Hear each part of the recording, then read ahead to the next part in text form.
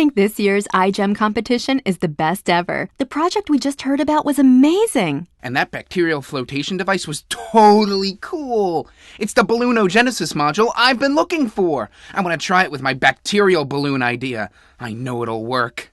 I thought you were done with bacterial balloons. Sally, where's your curiosity? We'll need to put the flotation thingamajiggy together with the gasomatic module, and this time put some feedback program at the promoters to make the devices stop. This is so going to work. We can try to build it when we get back to lab, but some of it looks like very specialized DNA. First, we'll need a feedback loop that works for Buddy.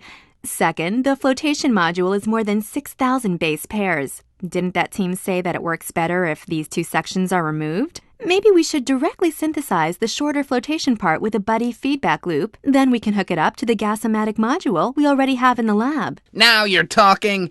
But I think I forgot how to directly synthesize DNA. I mean, we've done so many things in the lab, and I remember a lot of them, but... Dude, we don't synthesize it. We get a company to do that for us. Phew.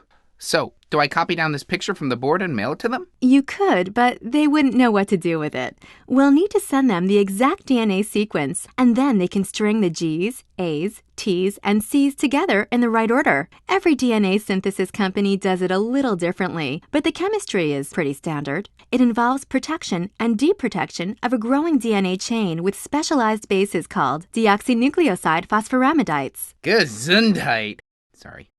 What's so special about them? Only one base links to a DNA chain at a time until you deprotect the end, which then allows you to add the next base in your sequence. That sounds like a pain. No, think about it. All you have to do is attach your first base, let's say a protected G, to some sort of polymer or bead, and then when you deprotect the G, you can add a second base. How about an A? Then when you deprotect that A, you can add a third base. Let's put a T there. Ha! Even I know that won't work. What if the A doesn't hook up? Then you've got GT instead of GAT.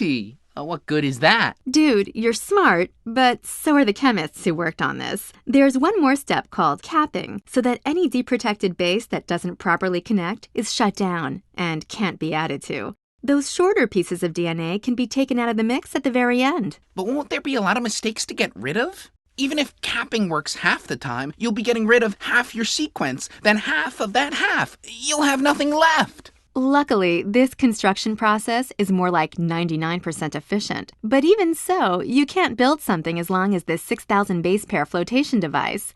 Most companies build a bunch of shorter oligonucleotides, maybe 60 base pairs long, and then use PCR to stitch them together. And you trust them to do all this right? They verify the final DNA by sequencing it before they send it to you. Sometimes there are problems at one stage or another, but DNA synthesis is getting faster and less expensive every year. Sally, this is great. With your credit card and my ideas, we can write some DNA that's completely new. Race you back to the lab. I want to get this DNA ordered today.